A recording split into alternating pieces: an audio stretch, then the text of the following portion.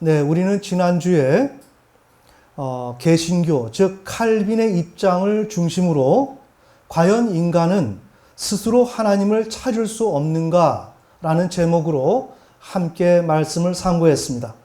그러면 이번 시간은 지난주와 동일한 그러한 개념을 두고 그것을 성경적 입장에서 살펴보는 시간을 갖겠습니다. 네, 이 부분이 우리가 지난주에 칼빈의 입장을 놓고 살펴봤던 내용입니다. 자, 그 내용을 간단하게 우리가 되짚고 넘어가면 1번 하나님이 계시고 2번 인간이 있다. 그래서 우리 개신교에서는 이러한 신학적인 설명을 할 때 먼저 하나님을 언급하고 그리고 또한 그 하나님이 우리 인간을 향해서 어떠한 입장을 갖고 계시는지 그리고 무엇을 요구하는지를 다루어야 하는데 우리 개신교는 그것이 아니고 먼저 인간의 입장을 먼저 고려하고 그것을 다룬다는 것입니다. 그래서 인간은 다름 아닌 사망에 처해져 있다. 그래서 죄를 져서 인간은 죽음의 상태에 머물러 있기 때문에 아무리 하나님의 입장이 있어도 그것은 아무런 소용이 없다. 왜? 인간은 죽었기 때문에. 그래서 신학적 논의는 하나님으로부터 시작하는 것이 아니라 인간으로부터 시작이 되어야 한다. 죽은 인간, 그 인간을 놓고 그 시점부터 이야기를 해야 이야기가 풀리지 죽은 사람을 놓고 하나님의 입장을 100번 이야기한들 그것은 아무런 소용이 없다는 것입니다. 그래서 인간은 사망을 했다. 이렇게 죽어있는 상태인데 죽어있는 것뿐만 아니라 하나님께로 나아갈 수가 없다. 그래서 하나님은 빛 가운데 거하시기 때문에 우리 인간은 하나님을 볼 수가 없다. 쳐다볼 수도 없다. 그러니 인간이 아무리 살았다 할지라도 하나님께 나아갈 수가 없다. 이것이 신앙적 현실이다. 그러기에 하나님은 여기에서 인간을 향해서 공의를 앞세우는 것이 아니라 먼저 자비를 앞세울 수밖에 없다. 이른바 자비의 하나님으로 존재하신다. 이것이 칼빈이 규정하는 타락한 인간과 하나님 사이에서 하나님을 규정하는 이름입니다. 자, 이렇게 되는 가운데 하나님은 인간을 자비로서 대하시기를 원하셔서 그 하나님의 뜻을 실현하기 위해서 예수 그리스도를 이 땅에 보내십니다. 그런데 이 예수는 아버지께서 주는 대로의 모습으로 모든 것을 함의하신 분이십니다.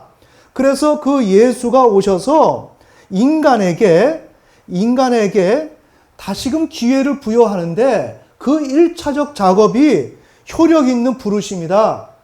그래서 인간을 부르실 때는 효력이 없는 실수가 있는 예상 외의 사건이 발생되는 부르심이 아니라 하나님이 한 번 부르시면 100% 효과를 발휘하는 효력 있는 부르심을 행하신다. 그래서 사망 가운데 있는 인간을 하나님께서는 예수 그리스도를 통하여 즉 성령을 통하여 거듭나게 하신다. 이렇게 거듭나게 하면 인간은 그 이후에 지금 구원과 또한 죄를 향한 그 증오심을 갖게 된다. 또한 그 결과 하나님 앞에 내가 지금까지 잘못 살았구나. 이러한 뉘우침의 시간을 갖게 되어서 회개를 한다. 그 이후에 구원을 위한 믿음의 필요성을 인식하여 예수 그리스도를 믿고 그 믿음으로 말미암아 하나님 아버지를 믿게 된다. 자, 이것이 칼빈주의, 개신교의 지금 믿음에 대한 개념, 신앙에 대한 전체 골격입니다. 자, 그렇다면 여기서 우리가 지금 정리하는 것은 인간은 하나님을 향해서 직접 상관할 수 없는 것이다. 이것이 지금 개신교가 초지일관 주장하는 거죠. 에베소서 2장 1절의 말씀처럼 인간은 허물과 죄로 죽어 있습니다. 죽어 있기 때문에 하나님에게로 나아갈 수가 없는 거죠. 자, 이건 굉장히 중요합니다. 우리 개신교 신학은 여기에 뿌리를 두고 있습니다. 개신교 신학은 이것 위에 세워져 있다는 거죠. 그러니까 만약의 경우에 인간이 죄와 허물로 죽음의 상태에 처해져 있지만 인간이 하나님을 향해서 직접 상관하고 더 나아가서 하나님과의 미해결된 문제를 해결하는 것이 존재한다면 오늘 우리 개신교의 신학은 완전히 가짜라는 것입니다. 분명하죠? 네. 개신교는 죽어서 하나님 앞에 나아갈 수도 없어서 하나님 편에서 인간을 거듭나게 다시금 태어나게 하는 방도 외에는 다른 방법이 없다. 아무리 인간이 그 전에 죄를 졌어도 아무리 인간이 그 죄를 짓고 지금도 하나님을 향해서 반역성을 갖고 있다 할지라도 그 인간은 죽었기 때문에 그것은 논의할 필요가 없다. 그런 차원에서 거듭남을 이야기를 했고 신앙의 구도를 이렇게 설정을 했는데 이런 개신교의 입장과는 달리 하나님을 직접 상관하고 상관하되 상관하기에 상관할 수 있기에 인간이 하나님을 향해서 반역성을 가지고 있는 이러한 문제들, 과거에 반역했던 문제들, 이런 것을 먼저 해결해야 하고 있다면 신앙 안에서 우리 개신교 신학은 실로 상상물에 불과하다. 이것은 진리 가운데 거하지 않는 것이고 이것은 거짓이고 가짜다. 자, 그런데 오늘 우리 개신교 신학은 자신들이 말하는 대로 이렇게 이루어지지 않고 지금 제가 후자에 말씀드린 대로 인간은 하나님을 직접 만나고 아담과 하와가 하나님을 반역했던 그 문제를 지금까지도 그것을 선결 조건으로 해서 이것을 먼저 다룬다는 것입니다. 자, 그 문제를 함께 살펴보겠습니다. 자, 여기 이 내용인데 지금 여기서 말씀드리고 지금 여기서 우리가 논의할 이 내용은 우리 개신교에서 매우 중요합니다. 다시 말씀드리지만 왜 중요하냐? 모든 문제를 인간이 먼저 죽었다. 그래서 거듭나야 된다라는 것으로 먼저 이야기하는 것이 그냥 고정화되어 있기 때문에 그런데 그 고정화되어 있는 그 논리를 어느 누구도 깨트리지를 못하고 있다는 거죠. 그러니까 거짓임에도 불구하고 그것이 진짜인 줄 알고 오늘 우리는 이렇게 신앙생활을 하고 있는 거예요.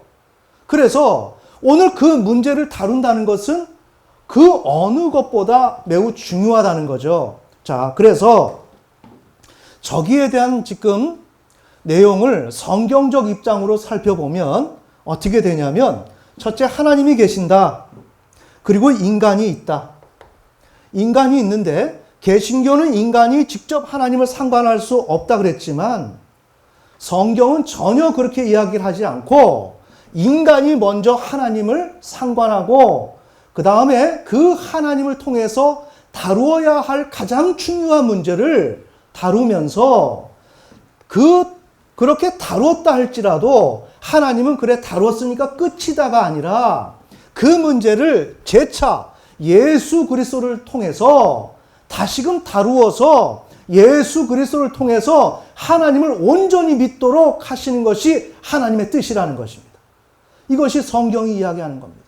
그런데 지금 우리 개신교는 다시 말씀드리지만 하나님을 인간이 직접 상관할 수 없다. 그래서 인간이 아무리 반역성에 관한 문제를 가지고 있다 할지라도 그건 논의할 수 없다. 이렇게 주장한다는 거죠. 이렇게 주장하는 것은 성경이 그 반대로 얘기한다면 저렇게 주장하는 것은 완전히 마귀적인 것이죠. 아멘. 그래서 우리 개신교는 이단입니다. 자, 개신교는 이단입니다. 이건 마귀 집단입니다. 하나님이 인정하는 그런 집단이 아닙니다. 이것이 오늘 우리가 지금 믿고 있고 소속되어 있는 개신교입니다. 그러면 여러분들은 오늘 제가 이 말씀을 드리면 무슨 황당한 소리를 저렇게 하는가? 우리 개신교가 어떤 집단인데 루터의 종교교육을 통해서 어느 누구보다도 경건한 삶을 살려고 하고 교리적으로 가톨릭의 그런 부패를 대항해서 거기서 한거에서 나온 그러한 공동체가 바로 우리 개신교인데 무슨 소리를 하느냐? 좋습니다. 그것이 가짜라는 것입니다. 제가 지금까지 이야기하는 것을 지금 우리 교회 성도님들은 이해를 하겠지만 우리 구독자, 특히 한국교회는 지금 제가 이야기하는 것을 그냥 흘려 넘어가고 있습니다. 전혀 듣질 않고 있습니다. 정말 들었다면 여기에 대해서 질문이 있을 거예요. 그런데 왜 질문이 없느냐? 관심이 없어요. 내가 소속된 개신교의 교리가 어떤 체계로 되어 있는지 그것에 대해서 문제를 제기하면 건강하게 그 문제를 다루려고 하는 마음을 가져야 되는데 그 마음을 안 가져요. 이 이야기는 이야기대로 듣고 내가 알고 있는 교회에서 설교했던 그 내용들, 우리는 죄와 허물로 죽어서 예수 그리스도가 우리를 위해서 오셔서 나를 구원해 주시고 그래서 하나님의 백성이 되었다라고 하는 그 가짜 신앙을 우리는 붙들고 있다는 것이죠. 그렇다면 오늘 제가 우리 개신교가 마귀 집단이라고 했을 때 사람을 죽이는 집단이란 말입니다. 그랬을 때 여러분들은 이 내용을 들으면서 진지하게 고민하면서 바라봐야 한다는 거죠. 저는 이단이 아닙니다. 저는 이단으로서 여러분을 홀겨가지고 진리에서 벗어나게 하는 것이 아니라 저는 여러분들을 알지도 못해요. 저는 이단처럼 여러분들을 우리 교회에다가 불러다 앉혀놓고 사람들을 확대시키고 증언시키려고 하는 사람이 아니고 여러분들의 그 무지한 것을 깨트려서 구원받도록 하려고 하는 사람입니다. 어떤 이권이 없다는 것입니다. 그러기에 여러분들은 오늘 이 사실을 제가 전하는 것을 진지하게 들어야 돼요. 그러나 아마 100% 이야기를 듣지 않을 것입니다. 어떻게 하는데도 불구하고 이렇게 성경적인 진리를 자세하게 설명해 주는데도 불구하고 이것을 펼쳐놓고 보여줘도 이것을 안 믿으려고 합니다. 오늘 그러한 여러분들을 향해서 이야기를 하는 거예요. 다시 말씀드리지만 성경은 개신교 교리를 전혀 지지하지 않습니다. 저거는 인간의 산물입니다. 인간이 만들어 놓은 것입니다. 그런데 이것을 오늘 작게는 우리 한국 기독교는 저것을 진리로 여기면서 믿고 따라가고 있습니다. 다 지옥 갑니다. 성경은 이렇게 얘기합니다. 먼저 인간이 하나님을 상대한다는 것입니다. 그것을 예수님이 말씀하셨어요. 오늘 본문 요한복음 6장 45절 아버지께 듣고 배운 사람마다 내게 오느니라. 매우 중요합니다. 나는 누굽니까? 예수 그리스도죠. 예수 그리스도는 여기에 위치하고 있습니다. 그러면 인간은 여기에 위치하고 아버지 하나님은 여기에 계시죠. 그러면 인간이 아버지께 듣고 배운 다음에 예수님에게로 간다는 것입니다. 자, 오늘 우리 개신교는 어떻습니까? 오늘 우리 개신교는 아버지께 갈 수가 없어요. 갈 수가 없고 오히려 아버지가 인간에게 찾아오셔서 그 다음에 인간이 할 수 없다고 하니까 다시 살려내서 거듭나게 만들어서 생각을 저절로 회개할 마음이 갖게 되면 그 마음이 들게 해서 그 마음으로 하나님 앞에 회개하고 또 거기서 저절로 하나님을 믿어야 되겠다. 예수를 믿어야 되겠다는 그 마음이 들면 그것을 가지고 믿는다는 것이에요. 소설 씁니까? 여러분, 이것이 오늘 우리 개신교 신학입니다. 오늘 우리의 교리입니다. 여기에서 우리는 신앙생활하는 것입니다. 여러분은 지금 한글을 알고 글자를 아는 사람들이죠. 그런 사람들인데 여러분들은 오늘 제가 드리는 말씀을 들으면 생각을 할 수 있어야 돼요. 나는 속았구나. 이것을 알아야 된다는 것입니다. 이처럼 황당한 게 어디 있습니까? 죄를 졌음에도 불구하고 그것을 반성을 해야 되는데 아주 속넓은 인간적인 아버지처럼 하나님을 투사시켜 놓고 그렇게 설정해놓고 그 하나님이 야, 너 많이 힘들지? 아버지가 모든 것을 백분 양보하고 그래서 아이가 원하는 대로 그 아이는 회개하고 돌이키지도 않았는데 그 아이에게 찾아가서 비유를 맞춰주고 너그러운 아버지로 사랑하는 우리 성부 하나님을 그렇게 상정해놓고 지금 스토리를 만들었다는 것입니다. 이것을 가지고 우리 개신교는 존재하고 있는 것입니다. 그러기에 우리 개신교는 가짜입니다. 이 주인은 누구냐? 마귀 새끼라는 것입니다.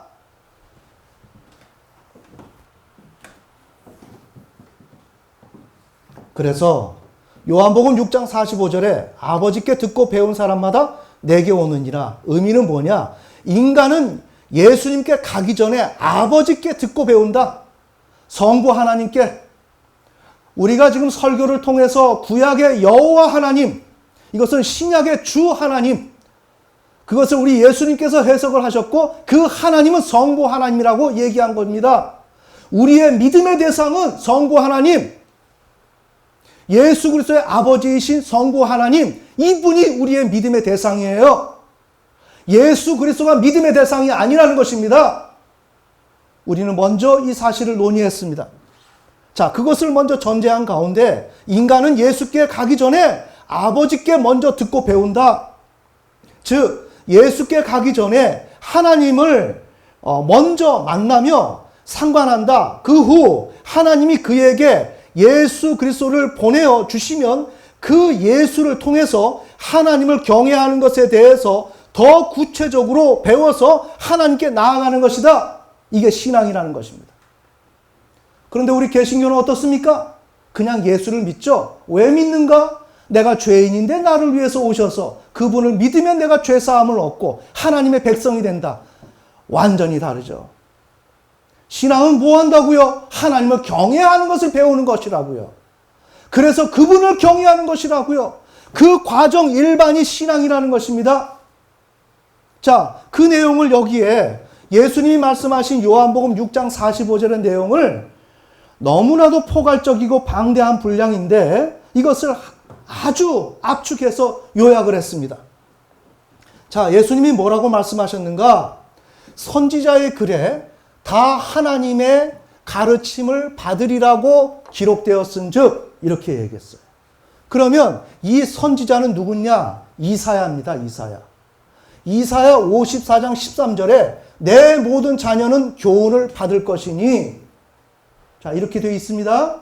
그러면 이것을 우리 개신교 주석에서는 성경 해석은 어떻게 하느냐? 내 모든 자녀는 교훈을 받는다 그러니까 예수님을 통해서 단순히 교훈을 받는다고 얘기하는 거예요. 그러나 지금 예수님은 성부 하나님을 통해서 교훈을 받는다라고 얘기를 하는 겁니다. 지금 매우 중요합니다. 개신교는 무조건 예수 그리스도입니다. 예수 그리스도께 교훈을 받는다는 거예요. 왜 그럴까요? 인간은 하나님에게 갈 수 없으니까 그냥 예수에게 교훈을 받는다는 거예요.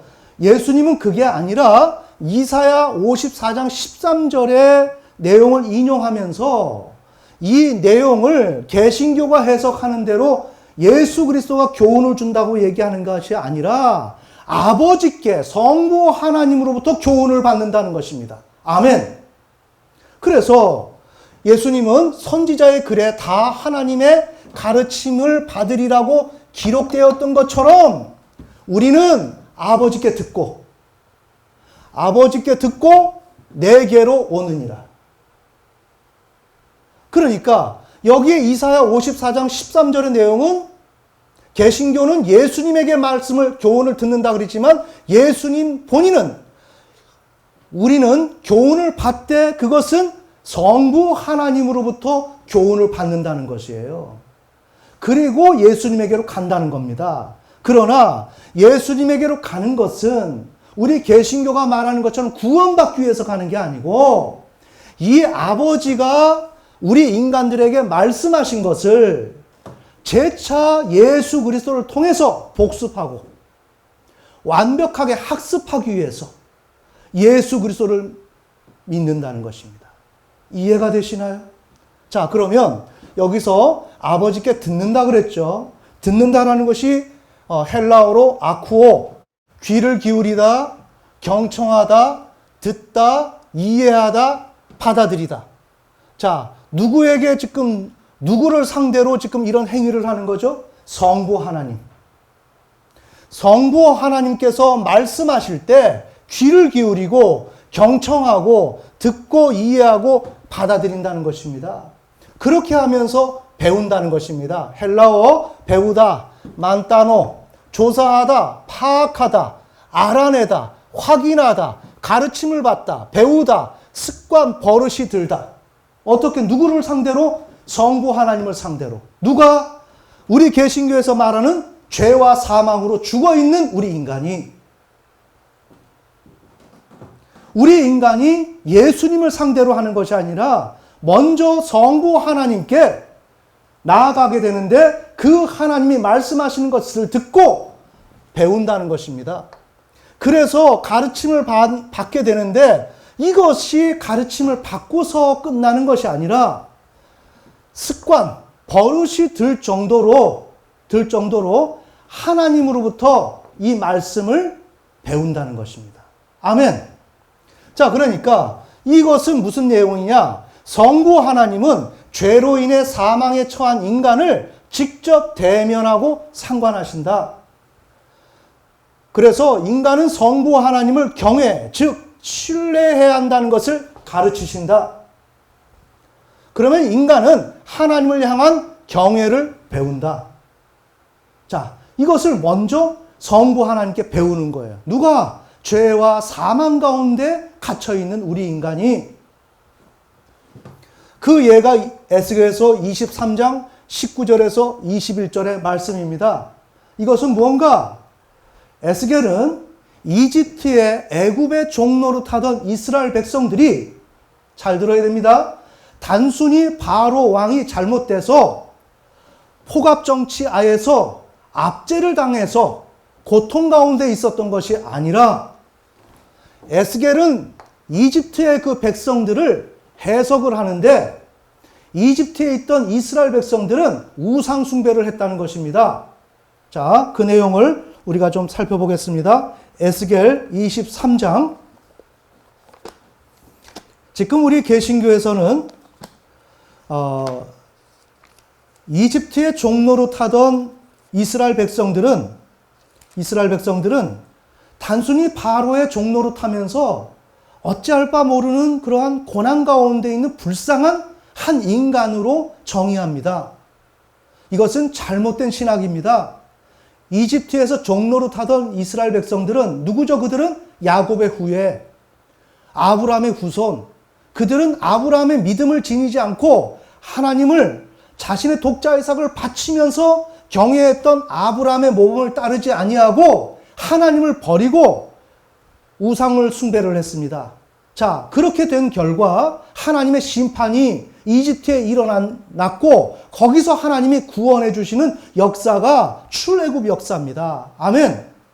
그래서 지금 에스겔은 23장 19절에서 21절을 보면 이집트에 있는 이스라엘 백성들이 우상 숭배를 했다고 하는 겁니다. 제가 읽겠습니다. 그가 그 음행을 더하여 그 젊었을 때 곧 애굽 땅에서 음행하던 때를 생각하고 그 하체는 나귀 같고 그 정수는 말 같은 음란한 간부를 연애하였도다. 내가 젊었을 때, 내가는 누구죠? 이집트의 이스라엘 백성들. 그들이 젊었을 때 행음하여 애굽 사람에게 내 가슴과 유방이 어루만진 바 되었던 것을 오히려 생각하도다. 그러니까 이집트에서 우상 숭배를 했다는 거죠. 성경에서 음행, 이러한 음란 행위는 모든 것이 우상 숭배를 상징하는 용어입니다. 자, 그래서 지금 에스겔은 이집트의 이스라엘 백성들은 지금 우상 숭배를 했다라고 규정을 하고 있고, 그런 결과 지금 이스라엘 백성들은 출애굽기 2장 23절에 고역을 통해서 고통 가운데서 하나님 앞에 탄식하며 부르짖습니다. 바로 그것은 무엇인가? 하나님의 심판이에요. 누구를 통해서? 바로를 통해서 오늘 우리의 대한민국의 한국교회 상황처럼 지금 심판을 받았다는 것입니다. 그래서 그들이 하나님 앞에 회개를 하는 거예요. 단순히 어려우니까 하나님 나 도와주세요가 아니라 하나님을 잊어버리고 우상을 숭배하는 그들이 하나님만이 나의 유일한 대안이다. 이른바 예레미야 용어로 말한다면 하나님이야말로 나의 생수의 샘이다 라고 생각해서 하나님 앞에 구원을 요청하는 것입니다. 그러니까 여기에서 신앙의 중요성과 하나님을 향한 경외, 이 신뢰가 무엇보다도 중요한 거구나. 하나님을 신뢰를 해야 되는 것이구나. 우상을 100번 믿어봐야 소용이 없는 것이구나. 오늘 나의 삶을 도와주고 내가 진정으로 인간다운 삶을 살아갈 수 있는 것은 오직 하나님을 신뢰하는 것뿐이구나 라는 것을 지금 이스라엘 백성들을 배웠다는 것입니다. 이와 같이 우리 타락한 인간은 먼저 고난 가운데서 아버지께 성부 하나님께 나아가서 그분으로부터 우리가 하나님을 경외해야 한다는 것을 배운다는 것입니다. 아멘. 자, 이것이 오늘 우리 개신교 신학에는 완전히 누락이 되어 있습니다. 이렇게 배웠는데 하나님은 그렇게 배웠으니까 이른바 이집트에서 그런 고난 가운데서 하나님을 향해서 그 참된 신앙을 배웠지만 하나님은 그렇게 배운 상태로 다 끝났다. 배웠기 때문에 이제는 다 끝났다라고 하는 것이 아니라 중보자를 다시금 세워서 그를 불러서 그를 통해서 하나님이 못다 가르친 것들을 제대로 가르쳐 준다는 것입니다. 아멘. 자, 그 내용이 바로 이 내용이에요. 그래서 내게로 오느니라. 지금 아버지께 듣고 내게로 오느니라. 이 내게는 누구죠? 예수 그리스도. 즉 중보자인 예수 그리스도에게로 온다는 거죠. 자, 이것을 보면 성부 하나님은 자신에게 하나님을 향한 경외를 배운 자에게, 지금 여기서 배웠죠? 이 배운 자에게 중보자, 예를 들어서 출애굽기의 모세, 신약의 예수, 그 중보자를 보내어 구원하신 후 그 중보자로 하여금 자신의 뜻은 무엇인가? 하나님을 향한 경외, 율법에 대한 순응, 이것을 전하게 하여 인간이 그 하나님의 뜻을 듣고 배우게 하신다. 이해가 되시나요? 네. 이 내용이 여기에 구도입니다. 그래서 이것을 하나님은 모형적으로 모세를 통해서 이 작업을 이루어내셨습니다. 자, 우리가 그 내용을 좀 보면 출애굽기 3장 14절 우리 한번 보시겠습니다. 출애굽기 3장 14절. 오늘 우리가 전하는 이 내용을 우리는 마음을 열고 우리가 지금 마주하고 있는 그 진리가 과연 성경적인가 아닌가 라는 것을 객관적으로 볼 수 있는 그런 자세를 가져야 합니다. 3장 14절입니다. 하나님이 모세에게 이르시되 나는 스스로 있는 자니라. 또 이르시되 너는 이스라엘 자손에게 이같이 이르기를 스스로 있는 자가 나를 너희에게 보내셨다 하라. 자, 하나님이 하나님이 중보자인 모세를 부르십니다. 부르시는데 하나님은 자기 자신을 스스로 있는 자라 그랬습니다. 자, 이건 굉장히 중요한 단어예요. 문장입니다. 왜 중요한가? 우리 인간은 스스로 있을 수 있나요? 없지요. 우리는 누구누구의 아들, 누구누구의 딸이죠. 이렇게 우리 자기를 소개를 해야 돼요. 자, 그런데 하나님은 스스로 있는 것입니다. 이 문제는 뭐냐? 누구로부터 태어난 자가 아니라는 것입니다. 즉, 하나님은 창조주라는 것입니다. 아멘. 이렇게 해서 성부 하나님은 창조자다 라는 것을 모세에게 먼저 계시를 한 다음에 출애굽기 3장 10절에 보면 이제 내가 너를 바로에게 보내어 너로 내 백성 이스라엘 자손을 애굽에서 인도하여 내게 하리라. 그러니까 구원을 시켜주실 거라는 거죠. 자, 하나님은 모세 중보자를 선정하여 그를 통해서 하나님께 그 경외를, 하나님을 향한 그 경외를 배운 그들을 이렇게 구원시킨다는 것입니다. 정리되시나요? 자, 우리 개신교는 어떻죠? 먼저 죽어 있으니까 살려내죠. 그 다음에 살아나서 회개도 하고 믿음의 대상의 필요성도 깨닫고 그래서 믿어서 구원을 얻죠. 지금 그렇게 이루어지는 게 아니라는 것입니다. 오늘 우리의 개신교의 논리는 성경에도 없는 것입니다. 우리는 허황된 신앙생활을 하고 있는 거예요. 지금 성경이 말하는 것은 그런 진리를 얘기하지 않습니다. 그래서 하나님은 하나님을 경외하는 자들에게 구원을 베풀어 주신 다음에 그들을 구원시킨 다음에 다시금 여기서 하나님을 향한 그 경외, 율법에 대한 순응, 이것이 하나님의 뜻인데 그것을 재차 중보자를 통해서 교육을 하신다는 것입니다. 우리 성경 말씀 보시겠습니다. 신명기 4장 10절.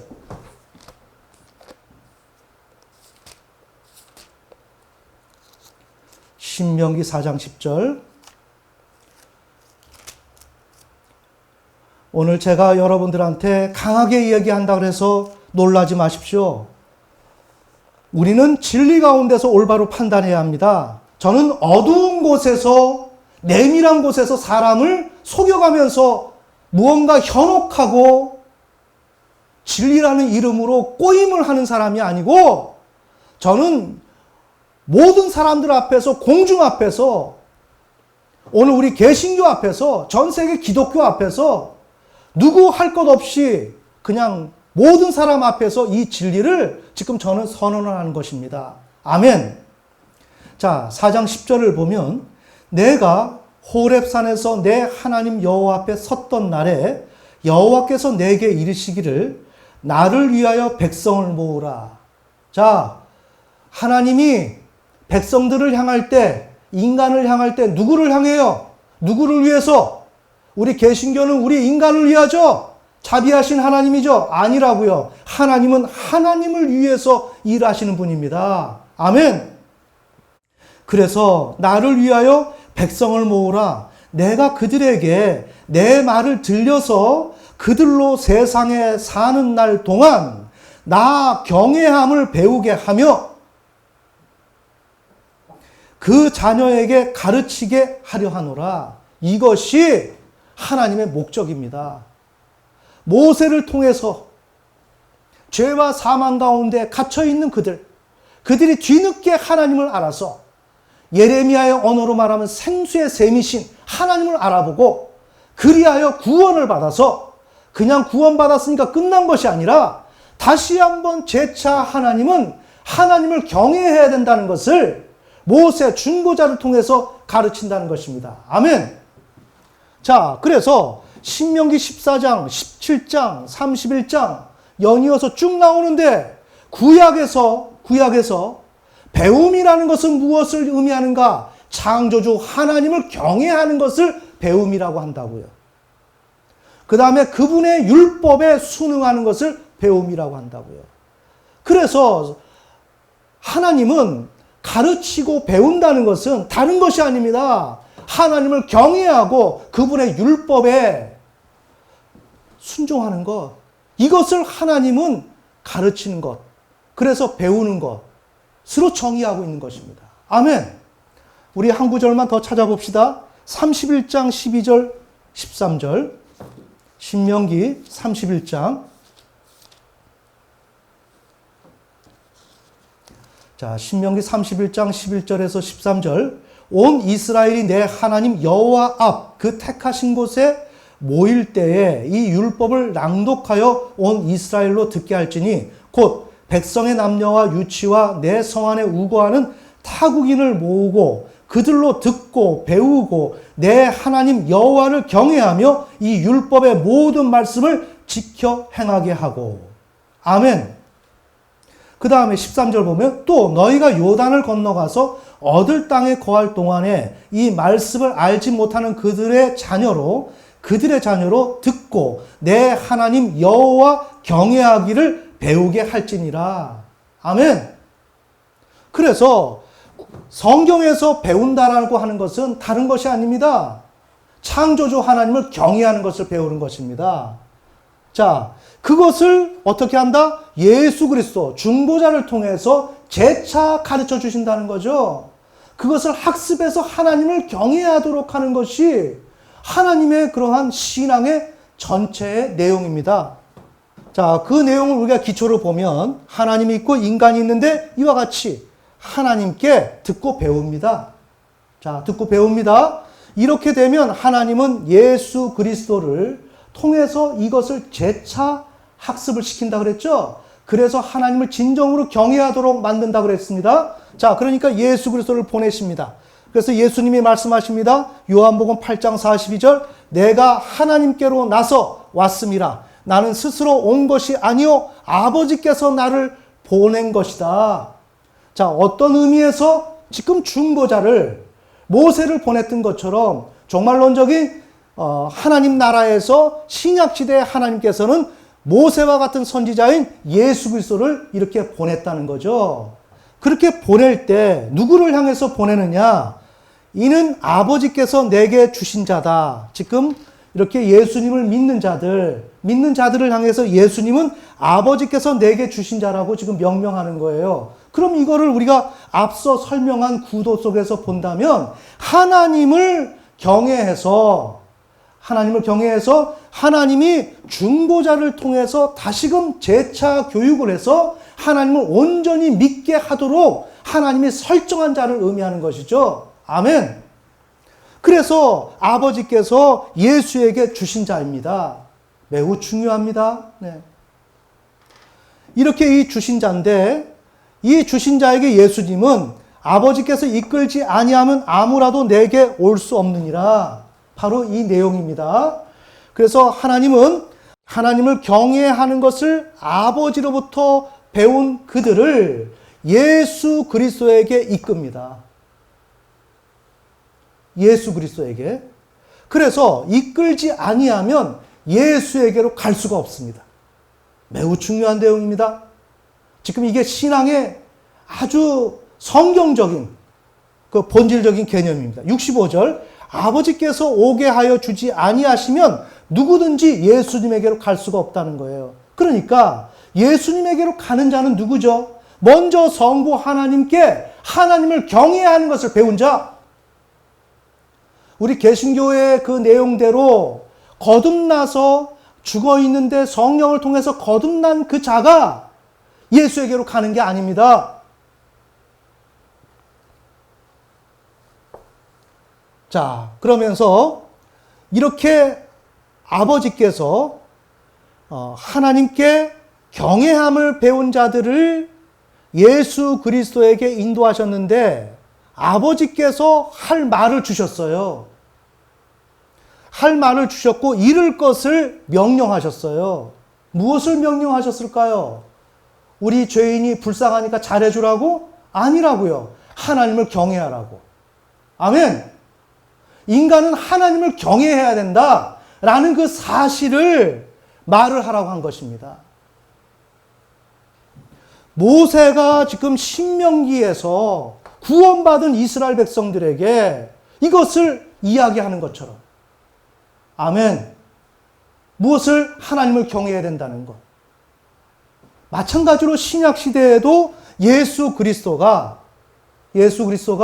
지금 아버지께서 이끈 자들에게 하나님 아버지께서 하실 말씀, 즉 인간은 하나님을 경외해야 된다. 율법에 순응해야 된다. 라는 말씀을 하도록 친히 명령을 하셨다는 거죠. 그래서 예수님은 그것을 말씀하신 그대로 말을 하셨다는 것입니다. 매우 중요합니다. 그 결과 인간은 내가 들은 것을 다 너희에게 알게 하였음이니라. 이건 뭐예요? 이거 예수님이 말씀하신 거죠. 그래서 말할 것을 일러주신 대로 아버지께로부터 들은 것을 다 아버지께서 이끈 자에게 알게 했다는 것입니다. 그래서 이 사실을 깨달았다는 것입니다. 그래서 지금 인간은 이 예수 그리스도를 통해서 이러한 방식대로 그 예수 그리스도가 모세와 같이 하나님이 보낸 중보자라는 것을 알고 예수 그리스도의 그 가르침을 따르면서 성부 하나님에게로 나아간다는 것입니다. 자, 좀 내용이 좀 전달이 되셨나요? 이 내용은 좀 방대하고 포괄적이어서 제가 이렇게 짧은 시간 안에 설명한다는 것이 매우 어려웠습니다. 그래서 이 부분에서 제가 좀 매끄럽게 설명을 제대로 못했지만 여러분들이 잘 이해하신 줄 믿습니다. 그래서 우리가 좀 정리하는 것은 우리 개신교에서 지금 핵심적으로 내용을 이야기하는 것은 뭡니까? 인간은 하나님을 직접 상관할 수 없다. 그래서 하나님이 살려주셔야 된다.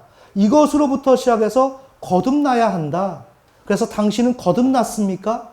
이렇게 지금 이야기를 하고 있는데 오늘 우리 개신교 신학은 완전히 가짜라는 것입니다. 우리가 오늘 여기서 살펴본 것은. 그래서 개신교에서는 인간은 스스로 하나님께로 나아갈 수가 없다. 하나님을 찾을 수 없다. 라고 했는데 그것은 거짓이다. 여기에서 본 것처럼 먼저 인간은 아버지께 듣고 배운다. 자, 여기서 출애굽기에서 2장 23절에서 하나님의 심판이 있을 때 하나님이 먼저 심판이 있을 때 찾아갔나요? 아니죠. 이들이 고통 가운데서 하나님을 찾았죠. 아멘. 그러면서 하나님께 듣고 배우죠. 어디서? 고난 가운데서. 마찬가지로 우리 인간은 하나님을 향해서 직접 대면하고 그 하나님을 통해서 배운단 말입니다. 여러분들이 사업에 실패했습니까? 그것은 출애굽기 2장 23절에 이스라엘 백성과 동일하죠. 그때 무엇을 배웁니까? 내 힘으로 안 되는구나. 하나님 믿어봐. 그래? 하나님 믿으면 돼? 그건 뭡니까? 그 하나님은 예레미야의 언어로 생수의 셈이죠. 그러면서 누구를 만납니까? 성부 하나님을 만나죠. 아멘. 그리고 그 하나님으로부터 듣고 배우죠. 이게 신앙이죠. 그러면서 예수 그리스도를 통해서 우리가 하나님의 그 진리의 말씀을 더 배우면서 하나님께 온전히 나아가는 거죠. 그래서 고린도전서 15장의 말씀처럼 예수 그리스도는 마지막에 하나님 아버지께 예수 그리스도의 나라를 바치죠.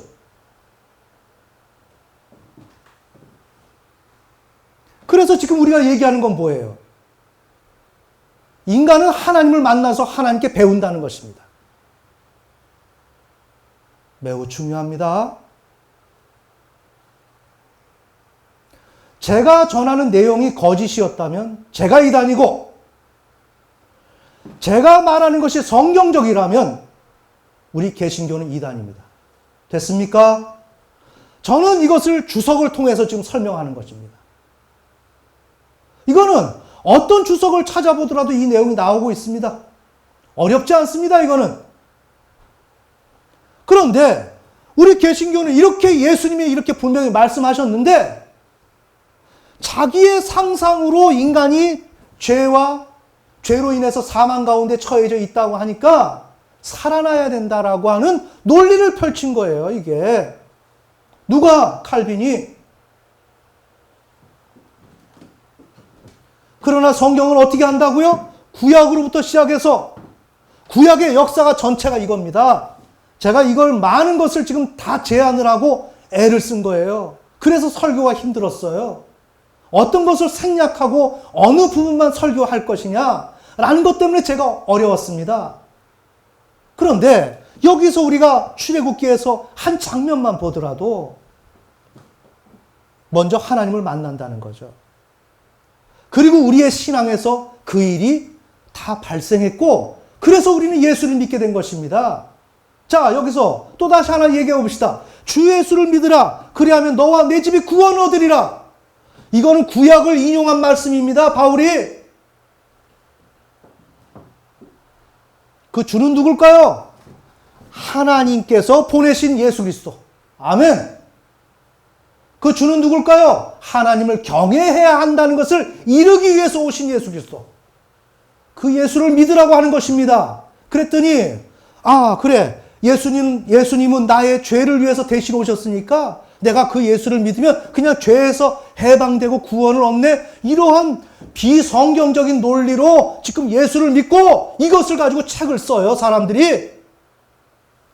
그리고 우리는 예수를 그렇게 믿는 것이라고 생각을 해요. 예수는 그런 예수가 아니라고요. 하나님을 경외하도록 가르치기 위해서 오신 분이 예수 그리스도라고요. 그런데 그렇게 배운 그들이 누구로부터? 성부 하나님으로부터 배운 그들이 죄와 사망 가운데 있는 것입니다. 그래서 그들을 살려내는 것입니다. 그래서 구원이라는 것이 목적이 아닙니다. 그래서 이 성경을 구속사적 관점으로 본다고 하는데 그건 잘못된 것입니다. 인간의 구원이 목적이 아닙니다. 인간이 하나님을 경외하는 것이 목적입니다. 그런데 모든 것은 우리 개신교의 신앙은 인간 중심입니다. 인간을 중심으로 하나님을 사용하는 것입니다. 이건 누가 하는 거예요? 마귀 새끼가 하는 거죠? 그러면 이것을 지지하는 세력이 누구예요? 우리 개신교죠? 그럼 이건 마귀 집단이죠. 이의가 있나요? 있을 수가 없어요. 신앙은 하나님 중심입니다. 하나님 중심으로 하나님 영광 돌리기 위해서 우리는 존재하는 것입니다. 그런데 죄로 인해서 인간이 사망했다 그래가지고 인간이 상전의 자리에 위치하고 있는 거죠. 하나님은 마음씨 좋은 이웃집 아버지처럼 그렇게 만들어 놓고 너가 어떤 잘못한다 할지라도 자기를 희생해서 자신의 독생자 예수 그리스도를 보내서 인간을 구원한다라고 하는 이 해괴망측한 논리를 펴는 것이 누구냐? 우리 개신교라는 것입니다. 이해가 되시나요? 제가 오늘 과격하게 이야기합니까? 전혀 그렇지 않습니다. 저는 여기서 100배 더 소리를 쳐서 여러분들에게 호소를 하고 싶은 게 제 마음이에요. 하지만 그럴 수는 없는 거예요. 제가 절제하면서 여러분들한테 가려가면서 지금 말씀드리는 거예요. 그런데 중요한 것은 이렇게 이야기를 해도 못 믿어요. 이것을 모르면 이것을 가지고 목사님한테 물어보란 말입니다. 뭐라고 대답을 하는지. 그리고 분별력 있게 판단해 보라고요. 서점에 가서 책을 사보라고요. 우리 기독교에서 개신교에서 나온 그런 책들을 사다 보라고요. 무엇을?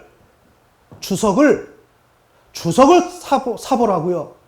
거기에 다 나와 있고 찾아보면 다 맞습니다. 제가 말하는 것이 조금도 틀린 것이 없어요. 인간이기 때문에 조금씩 실수하는 게 있겠죠. 하지만 주된 맥락은 거의 다 지금 성경적인 것입니다. 아멘. 그래서 오늘 저는 이 내용을 전했는데 왜 굉장히 강한 톤으로 얘기했느냐? 여기에 우리의 구원의 당락이 결정되기 때문에 우리 신앙의 결정이 여기서 난다는 것입니다. 이 교리 체계를 믿는 이상 우리는 구원을 못 받습니다. 왜? 내가 하나님으로부터 정산해야 될 것이 있는데 맞습니까? 이걸 안 했지 않습니까? 우리를 사랑하시는 자비의 하나님을 믿었다면 정산이 안 된 거죠? 여기에서 우상 숭배를 해서 에스겔 23장 19절 21절 그래서 심판을 받아서 하나님을 믿게 되었는데 누가? 이스라엘 백성이.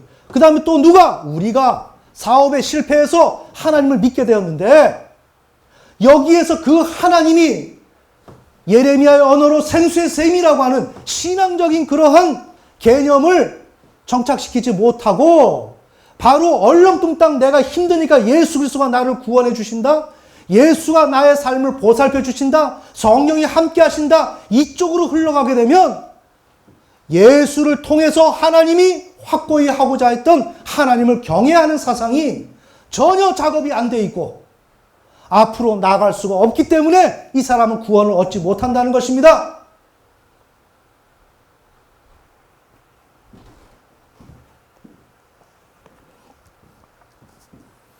오늘 여러분들은 오늘 이 내용을 잘 유념하시고 다시 한번 돌려보시고 생각하시면서 정말 내가 맞는, 내가 하고 있는 신앙이 옳은 것이냐.